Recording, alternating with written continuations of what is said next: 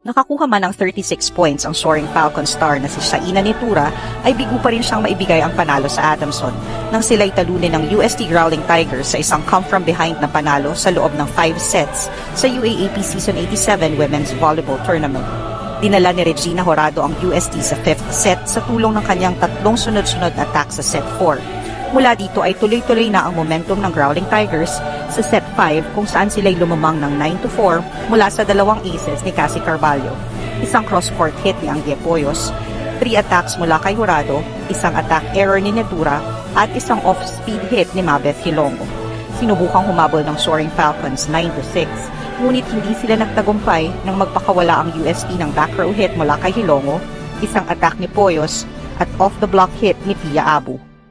Isang block mula kay Horado ang tuluyan ng nagbigay ng panalo sa Growling Tigers. Pinangunahan ng UST ng 47-point combined effort ni Poyos at Horado, kung saan si Poyos ay nakakuha ng 27 points mula sa 25 attacks, 1 block at 1 ace kasama ang 15 excellent receptions at 7 excellent digs. Samantalang si Horado ay nagtala ng 20 points sa 15 attacks, 4 blocks at isang ace na may 18 excellent digs. 7 points at 11 excellent receptions ang mula kay Hilongo. 7 points mula sa 4 attacks, 2 aces at 1 block ang nakuha ni Marga Altea. At 6 points galing kay Abu.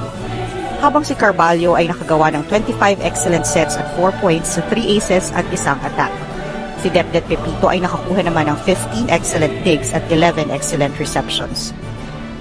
Sa panig ng Adamson, ang 36 points ni Nitura ay mula sa 32 attacks, 3 blocks at 1 ace na may 11 excellent digs at 9 excellent receptions. Ito rin ang ikatlong 30-point performance ni Nitura ngayong season. Nagtala naman si Francis Mordi ng 21 points, galing sa 20 attacks at isang block, kasama ang 19 excellent receptions at 11 excellent digs.